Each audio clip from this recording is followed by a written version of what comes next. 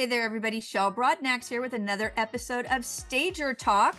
I am super excited today because we're going to talk to the most fabulous Debbie Boggs with Staging Studio. How are you, my friend? I'm doing great. I'm so glad to be on here with you. I know we always have such great times on our shows that we do because We've you are already had a just, good time talking this morning. it's always nice to be able to catch up. 2024, man, we are here. I am so excited about 2024. Yay, me too. It's just going to be banging. And I know you guys was it middle of the year that you started your new program in your new building? Has it been a full year? Oh, we've been in our new building for 2.5 years now. Oh, Jiminy Crickets. I'm so I told you 2023 was a dumpster fire. It was just a Don't even blur. remember it. So that's awesome. But you're doing your master classes now, and those are a big hit. They are amazing. It is absolutely transformational. It's just so much fun. And having it in our new facility, we used to take people off to actual homes on the market to do it. And so we had to spend a whole lot of time driving back and forth and all that. And now in the new facility, it's set up like a couple of homes and we can just do so much more. We can cover so much more. And we get into not just the design, but also marketing and all of the business and logistics and all of those things. So it's for really people that don't know, how can they find out more information about that program and all your programs? Yeah, just go to stagingstudio.com. There you go. And we have a lot of great resources there for you, all of your foundational courses, as well as continuing ed courses like the Master Color Consultant, the Master Staging program, trying to think, short-term rental stylist, all of those things. Yeah, I've heard a lot about the short-term rental since that whole scene has come onto our industry now. I know members that have taken your course and love it. Yeah, that has become a really nice extra part of our business. And yeah, it's so fun. So fun. Definitely, for sure. Oh, great. And Joanna put in the chat box, everybody, if you see that, there is a link to their training page. So go check them out for sure. In the meantime, we're going to talk about RESACON because Debbie speaks at RESACON. I don't even know if you skipped a year. I think every year for I don't know how long. Yeah. Quite a while. And there's a reason for that. I'm not that nice of a person, y'all. It's not like I just say, hey, I like you. You just keep coming back. Shell doesn't work that way. So it's like, oh, it's so hard. I've had to tell friends, no, I'm sorry, I can't. But we do for Debbie because she's home run Debbie. This is somebody that you go into one of Debbie's sessions on any topic that she touches on, you are going to walk away just thrilled. And this year, you're going to talk pricing strategies for a thriving and sustainable staging business. Yes, we're going to get into the nitty gritty. This is the topic that we get asked about really more than anything else, because it hits the pain. It's a pain point for everybody, us included. This was the hardest thing for us to really figure out in our business, and it's always evolving, always changing because the market's always changing, and the price of your furniture is always changing, and the price of your labor is always changing, and all of it. So we're going to get into some of the details about how to really get your pricing fine-tuned and going. Yep. I love that. And I think one of the things that you touch on as well is how you actually find out what your cost is. I think a lot of people, they think they're calculating it correctly, but in reality, they're not. What is the most common variable that somebody's like leaving out of that formula? Oh, that's a great question. So your cost of acquisition, people think of it as, like you said, just the price that they paid for that item. Maybe they're smart enough to include the freight that they paid for it too, because that's part of your cost of that. But then there's also the time that it spent for you to order it, for you to receive it. And big one is, how much did it cost you in time to assemble it? And, even if you hire somebody to assemble it, you think that, that's part of your cost. Yeah. A lot of people say, oh, well, it didn't cost me anything because I put it together myself. You worked for free for yourself. Yes, that's the thing is you got to remember that you are your most expensive employee. Your time is more valuable than anybody else's. So if you're spending time assembling furniture, that's a cost. That is an expense because your time could be better spent. I mean, how much could you make if you were out doing a consultation? Or how much could you make if you were out marketing, networking for your business? So your time is still valuable, and that is part of the cost of that furniture that you're using. What I like about what you teach is that people can really make data-driven decisions. And it's really interesting when you really look at your numbers, they can tell you so much about your business if you're really taking those deep dives. And you, like you said, you've got the freight, you've got the cost of the product, putting it together, sourcing it, putting it in your warehouse. All of that stuff has to go into the figure. But then when you have that figure and then you can figure out, okay, well now I've rented it that many times, so now that's making me money. It's not a drag on my books. And when you get enough of those going, I can only imagine how it feels inside. You know, when you work on something, you have a goal or whatever, and you get excited and you're like, yeah, I accomplished it. It's like my sofa's in profit mode. It's working for me. That has just got to be such a boost to just everything with your business, even your confidence, because it's just a whole nother dynamic to be into because now you're in forward progress and profit as opposed to debt. Exactly. And I'm glad you talked about confidence. I think that's one thing that so many stagers are lacking. Yeah. And so they try to be like the cheapest stager in town to get, especially starting out to get their business. Or they'll work for free even, which is, oh, please don't do that because that devalues you. It doesn't just make you the cheapest or help you get jobs. It devalues you because everybody now knows that you don't really know what you're doing, or that you don't think that you do, or that you are such a new stager that you don't have the experience and everything yet. And so don't work for free. Don't try to be the cheapest stager. Be the one bringing the best value. Value. And that's going to create a sustainable business for you. The Yeah. other one, those Price leaders. hobbyists who are just trying to beat you on price all the time, they're not going to be around very long. They just can't afford to be. It's not sustainable. And so value yourself. You're bringing huge value to your clients. What do you think it is? Because I know for me, I've been in 2 decades. You've been in, I'm sure about that long, 17 years, yeah. 17 years. What is it, the difference between the people that are able to find their value versus the ones that, even if we were coaching them, because I know you've done it, I know I've done it, said, don't be the low price leader. This is how you do it, boost your confidence. And they don't believe you and they still do it. What do you Yeah. think is the defining factor for a personality trait for somebody who's going to do that tipping point and not pull their prices down? Oh, wow. I don't know if so much of a personality trait as just education. Yeah. It's just when you really have the foundation and the training and the certification, and you know that you know what you're talking about, you have that confidence, you can speak intelligently as an expert in the field of design and in the field of business and real estate. You know the terms, you're not intimidated. I mean, real estate agents can be very intimidating. They're like trained assassins, man. They're trained They to negotiate with people. It's they like, are. don't tell them. You tell them they're green, they're going to eat you up and spit you out. Oh man. Yeah, they get so much training in negotiations and all of that. And they kind of pride themselves on on being able to get a discount out of you, or Yeah. get you to give them the cheapest price. They are trained in that.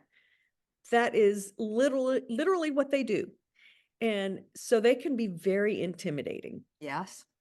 And so but you as an expert, when you have your certification, your training, and you know what you're talking about, you've been going to the RESA conferences and soaking up all that knowledge and everything. You have that confidence as well. and you can go toe to toe to them with them. Yeah. So I really think it's education and training. It is. And when you have that confidence, then you educate your agent. And the thing I've always told stagers is, man, stop looking for the agents that want to do onesies and twosies with you. You want a collaborative effort. You want to be not on their payroll per se, but you want to be somebody that they look at as a collaborative team.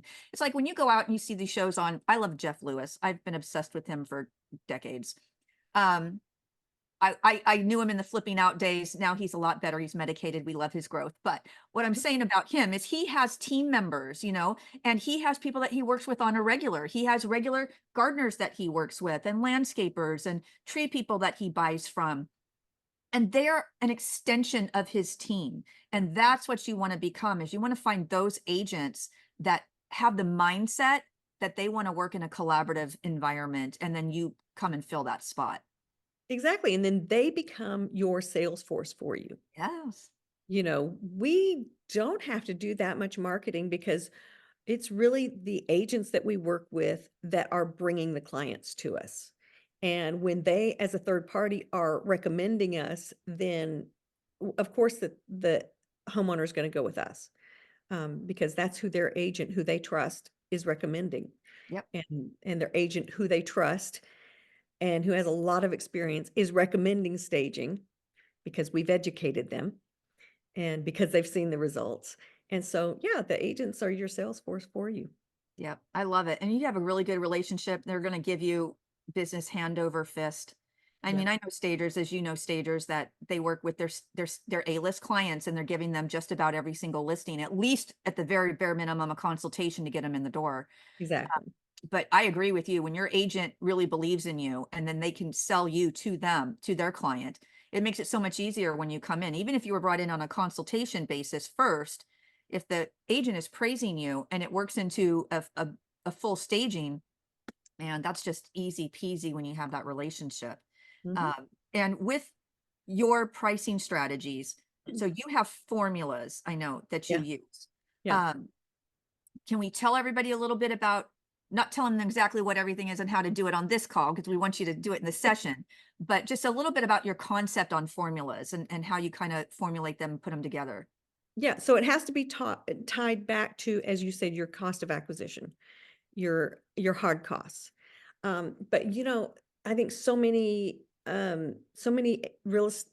excuse me, so many stagers, they've tried so many ways of coming up with their pricing. You know, they try what we call competitor benchmarking, which is looking at what the other stagers in your area are doing and just trying to be cheaper than them. Um, that means you're trusting that the other stagers have done their homework and that they're really pricing appropriately, and they maybe or may not be. Yeah. Uh, and their prices may be sustainable or not sustainable for a healthy business. So that's not really a good way to do it. Some people charge by square foot. Again, doesn't really work because the houses are, you know, the luxury levels and everything. So many things, whether it has a steep driveway or whether you've got to use an elevator, you know, those don't factor in when you're just going by square footage. Um, the some do it based on the list price. Mm. Again, that doesn't really work because you can have a huge mansion that's cheap and you can have a little bitty New York City apartment that's really, really expensive. So, you know, they're different sizes, but the same price. Yeah. So there's just so many ways like that that people have tried to come up with pricing, and we believe that you need to have a formula for creating your packages, where it's just one simple price that there's not a lot of mystery in it for the clients. They can see exactly how much they're going to be paying, but you have a formula, a method of coming up with what that is for each individual house. Yeah. I'm a fan of the shampoo, rinse, repeat method. It's so, Yeah. it's predictable. It's easy to pivot if you need to. But boy, once you get that down and that, I think too, once you get it down and then it works, that also builds your confidence as well. Exactly. You have coaching programs at Staging Studio, yes? Yes, we do. We have Yes. the CRU program, CRU. CRU, And, that's right. and it is, we meet 2 times a month, and there's tons of resources that come with that. And we have a vault of tons of videos of coaching sessions on specific topics. And we really try to dig into wherever you're at and coach you through, give you that community, that support, wherever people are at. We provide some teaching on a particular topic every session. And yeah, it's a place where you can ask anything and you're going to get some help. And Awesome. So Gabrielle Gilmore was asking about that, about maybe some one-on-one coaching with pricing. So check out the CRU program, yes. stagingstudio.com, Gabrielle. We have another question over here, but Shell can't read because her eyes are 55. When and how do you decide to go from having independent contractors versus employees? I'm going to answer that one, Denise, because the answer is there will be almost never a time where you're going to hire a 1099 employee for your business. Here's why. Stagiers, if they're a stager, they're an employee. Unless they had an LLC of their own, they have their own workers' comp insurance.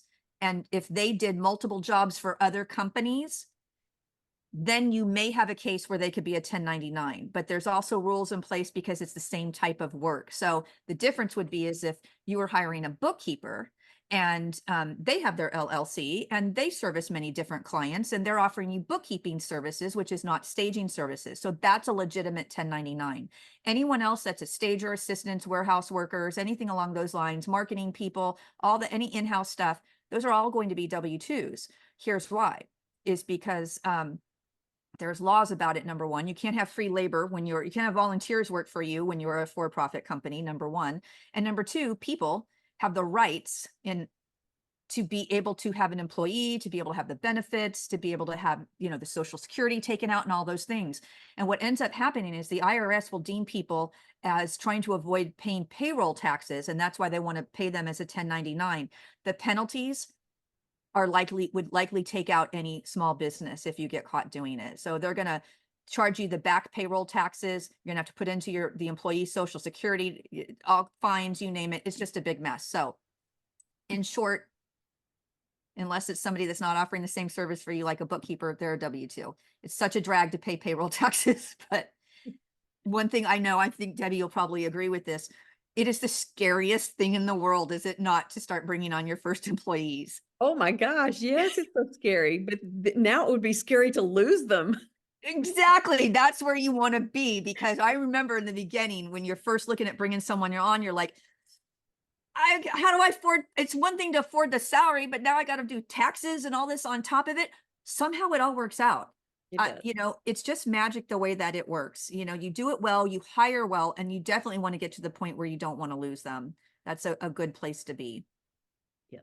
Oh, we have another question regarding 1099 versus W-2. What if your people are only part-time and they have another job with benefits? It doesn't matter. If you control their salary, if you control their schedule, if they're using your supplies and they're not an LLC and they don't have their own insurance, it doesn't matter. They're a W-2. If you bring somebody into your business and they are not an employee, you cannot cover them under workers' comp situation. So if they come into a staging job and they fall down and break their leg, who's going to pay for it? They might have insurance, but when you go to the emergency room, they ask you, did this happen at work? That's for a reason. That's so your insurance company can sue your employer to subrogate the claim and to get their money back. So you definitely want to not do it at all. Yeah, there's some specific tests of, whether you're telling them when to show up and whether they're using your tools and equipment. So, I mean, staging, of course, they're going to be using your staging All your stuff. Yeah. It's 22 years in like 9 days will be my anniversary in this industry. And I've yet to find somebody to be a legitimate 1099 stager employee. Do you mind asking a question about warehouse? I know we're talking about pricing, but once you get into the pricing, you get that down, you might move into a warehouse. What is a good size of a warehouse to start out with if you're just starting out? What's considered too small? If you're not interested in using like a public storage.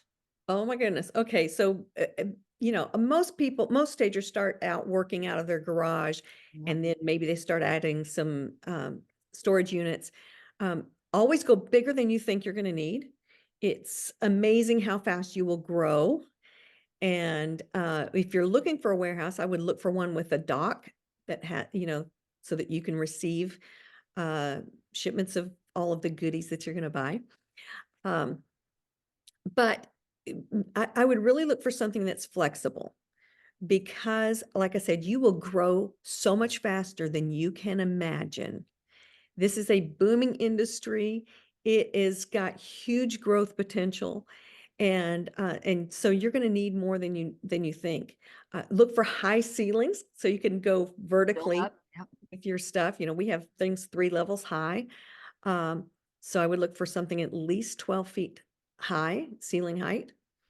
Um, and a lot's going to be dependent on what you can afford and what's available in your area. But if you can find something that you can possibly grow in, like if you can take over a space next to it, our first warehouse was great that way because we just kept expanding our footprint within the same building, and that worked out great for us. So don't get yourself locked in for a 5-year lease in something that's going to be too small in 2 years. Yeah. Strategy. You really got to start planning ahead. I mean, I cannot impress enough upon people to have a strategy that's out a couple years and thinking about where it is that you're wanting to go. Because if you're not planning on where it is that you're going to go, you're going to end up somewhere anyway. And then if you're not sure where you're going to go, you got to pivot, and then you've got to figure it out once you get there instead of following an actual plan. It's just so much more um less stressful, when you just work a plan and you know what it is, you just know what you're going to do every time. It's consistent. I'm all about security and consistency. just keep plugging along, people. So I love this. I'm super excited about your topic. It's always a good one. This is good for people no matter what area of their business in, whether they're just starting out, in the middle, or more seasoned, correct? Exactly. Yeah. No matter where you are, because everybody struggles with it. And even people who've been staging for decades, I bet a lot of them have not raised their prices recently. And if you're still using your pre-COVID pricing, I want to tell you right now, that should be probably a good 20% higher than it was pre-COVID. Think about it. Housing has gone up 20% in most places. Your labor costs have gone up, furniture costs have gone up, all of your costs have increased, and so what you're charging has got to increase as well. And so your prices should be probably about 20% higher than they were pre-COVID. Yeah, I agree. And also there's that old saying, it's just a entrepreneurial wise, when you're coming out of something that's tragic like COVID or a recession, always raise your prices by 20% when you're coming out of it, because you're going to be ahead of the game. And the people that don't tend up falling to the bottom. I could, that's the smartest thing ever, is just to raise them. Excuse me. And you're right. Everything's gone up. And if you don't raise your prices y'all, you're the one who's taking the hit. You're making less money. And what's so interesting about the staging industry, where agents or homeowners, everybody wants the discount. All y'all have got more skin in the game to make more money than the stagers that's actually creating all that opportunity for you to make the money. So I want stagers to understand, with your pricing, price competitively. Don't be that low price leader, because you're always being judged. Like even when you go to Amazon, I know with me, I like a low price leader on my Amazon. I'm not going to lie. I go and I look, but I switch that filter around and I say, let me see what's going for more money. What am I missing out on? And then I usually end up going, that cheap one, it looks really cheap. It's not really good quality. And so you go to the middle, to the upper end. That's usually what people do. And staging is the same thing. Yeah, well, I mean, think about the real estate agents. They're making, even though they're charging the same percentage, they're making 20% more on each deal than they were Yeah. pre-COVID, because that's how much the houses have gone up. Yeah. And so yours need to as well. Now, I know that's scary Yeah. to raise your prices. So at RESACON, when we talk about this, we're going to talk about some ways to do that where it's still palatable to your clients and they don't freak out on you. That is gold. And that we're not going to tell you about today, because you need to come to RESACON this July in beautiful Las Vegas, Nevada at the M Resort, and see Miss Debbie Boggs in person. Gabrielle says she's going to join crew this week because she's completed your masterclass and it was awesome. Oh, oh, Gabby, it came to yes. I know. Yes. Oh, we'd Gabby love to have Gilmore. you. We'd love to have you in crew, Gabby. Mhm. That'd be great. Well, we're at the end of our time. I thank you. It's always a pleasure to be able to talk to you. And pricing is one of it's just the foundation of your business. It's so critically important to get this correct, not only for you, but also for the industry as a whole. Because when pricing is off for the industry as a whole, it just devalues and drags everybody down. And rising tides raise all boats. We want everybody to come out into the staging industry. And just because you're green and you're new doesn't mean that you need to advertise it with the world by charging dime store prices for your staging. It's not good. And it's so hard to recover from it. So we're going to price correctly in 2024 because Yes. Debbie's going to teach you how to do it. Any last words, Deb? Oh, it's just so good to be with you. I am just really excited about RESACON. We've got some great sessions coming up for that. I think we have a bonus session planned as Yes, well. Andrus. I think, is it Andrus teaching it this Andrus. year? Yes, yeah. Uh-huh. We'll have that information out soon. So get your tickets. Joanna's posted the link for resaconvention.com. Check us out. Come to RESACON. You will not regret it. It's super important to get there early on in your business as well. We have sessions for if you're just starting out, you're just in the middle, or you're more senior person, a seasoned stager in the industry. We have something for everybody. So definitely come out, check us out this summer. Get your ticket early because the early bird deals are over on the 13th or the 14th of February. So make sure you get your ticket now to get the best price possible. And if you're Thank you. not already certified as a stager, if you don't have that confidence behind you, then I would encourage you to get on our website, stagingstudio.com, and get yourself certified. It's going to save you so much money in the long run, just like RESACON will. It does. It pays you back hand over fist. And I think it's one of those things, like, you want to start a business, you've got to be able to invest in yourself and to be able to do it. And I could not imagine going out and starting a business blind and not knowing anything about it, but yet people do it. Cut the learning curve, man. Cut the learning curve. Get yourself some education so you can start being profitable a lot sooner than milling around for a year to 3 years, wondering when am I going to make any money? And then you go take a staging studio class and you're like, I could have been doing this 3 years ago. Yes, exactly. All right, everybody, that's it. There's another episode of Stager Talk in the can. RESAconvention.com. Check us out. Debbie, thanks for joining us. I think as soon as I click this button, it's gonna automatically disconnect us. So thank you for joining me. I will talk to you next time. Until next time, everybody, happy staging. Bye.